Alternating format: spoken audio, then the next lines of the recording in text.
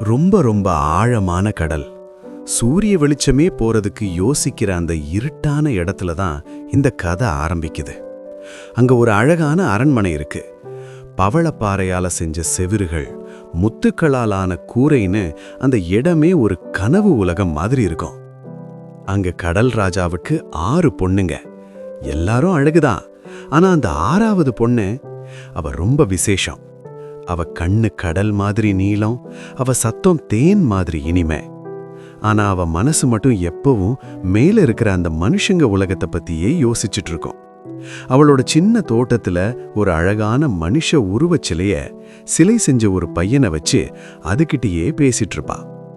அவ பாட்டி அவகிட்ட ஒரு விஷயம் சொல்வாங்க.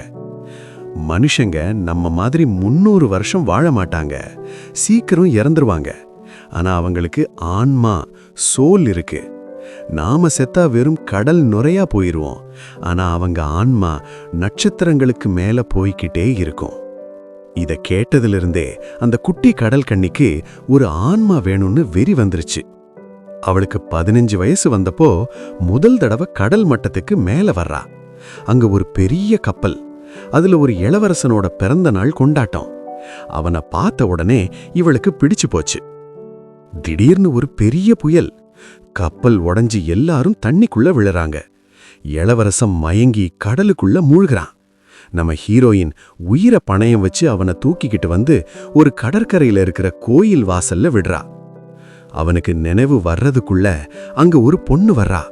அத மறைஞ்சு நின்னு பார்த்த நம்ம கடல் கன்னி இளவரசன் பிழைச்சிட்டான்ற சந்தோஷத்தோட ஆனா சோகமா வீட்டுக்கு திரும்புறா. இளவரசன் என்ன நினைக்கிறான்னா, அந்த கோயில் பொண்ணுதான் தன்னை காப்பாத்திச்சுன்னு தப்பா நம்பிடுறா.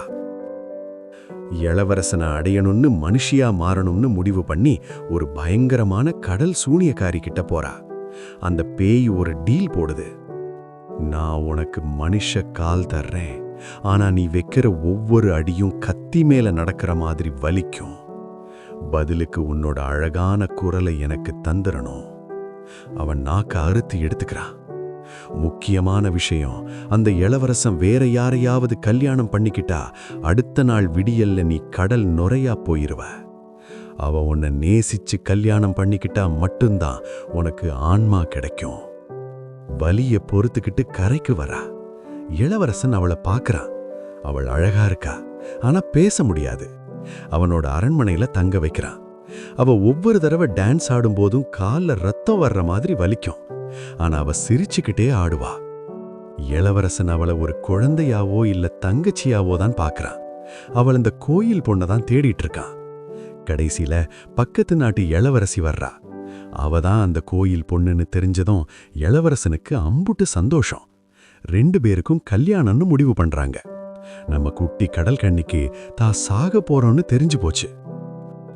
கல்யாணம் முடிஞ்சு கப்பல்ல எல்லாரும் சந்தோஷமா இருக்காங்க. விடிய போகுது. அப்போ கடல்ல இருந்து அவளோட 5 அக்காக்களும் வர்றாங்க.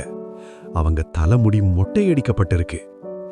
நாங்க எங்க கூந்தல அந்த பேய்கிட்ட கொடுத்து ஒரு மாய கத்திய வாங்கிட்டு வந்திருக்கோம். விடியறதுக்குள்ள நீ அந்த இளவரசனை கொன்னுட்டு அவ ரத்தம் உன் கால்ல பட்டா நீ மறுபடியும் கடல் கன்னியா மாறி உயிர் பிழைக்கலான்னு சொல்லி கத்திய கொடுக்கறாங்க. நம்ம ஹீரோயின் இளவரசன் தூங்குற இடத்துக்கு போறா. அவனோட புது மனைவியோட கைய பிடிச்சுக்கிட்டு நிம்மதியா தூங்கிட்டு இருக்கான். அவளால அவனை தொடக்கூட முடியல. அவனோட சந்தோஷத்துக்காக தன்னையே தியாகம் பண்ண முடிவு பண்றா. அந்த கத்திய தூக்கி கடல்ல வீசிட்டு அவளும் கடல்ல குதிக்கிறா. அவள் உடல் மெல்ல கரைய ஆரம்பிக்குது. ஆனா அவள் நுரையா போகல. காற்றுல மிதக்கிற காற்று தேவதைகள் அவளை தூக்குறாங்க. அவங்க சொல்றாங்க, நீ உன்னோட சுயநலமில்லாத அன்பால ஒரு ஆன்மாவை சம்பாதிச்சிட்ட. நீ இன்னும் 300 வருஷம் காற்றுல மிதந்து மக்களுக்கு நல்லது செஞ்சா உனக்கு அந்த நட்சத்திரங்களுக்கு மேல போற நிரந்தர ஆன்மா கிடைக்கும்னு. அவ கண்ல இருந்து முதல் தடவை கண்ணீர் வருது. ஆனா அது சோக கண்ணீர் இல்ல. அவ காற்றுல பறந்து போறா.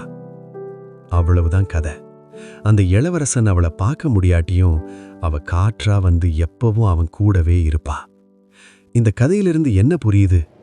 சில நேரங்கள்ல நாம நேசிக்கிறவங்க சந்தோஷத்துக்காக நம்ம ஆசையை விடுறது கூட ஒரு பெரிய அழகுதான் இல்லையா?